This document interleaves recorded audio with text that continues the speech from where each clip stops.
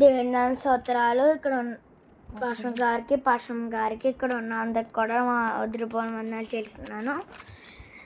కీర్తనలు 23వ అధ్యాయం చదువుకుందాం. యెహోవా నా కాపరి, నాకులేమి కలగదు. పచ్చిగల చోట్లను ఆయన నన్ను పనిచేస్తున్నాడు. శాంతిగల జలముల యొద్ద నన్ను నడిపించున్నాడు.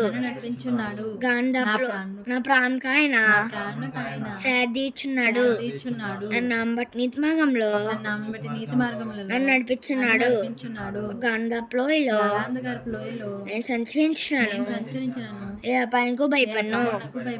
నేను నాకు తోడే ఉన్నదవు. నీ దగ్గర నీ దండంను నన్ను ఆదరించును.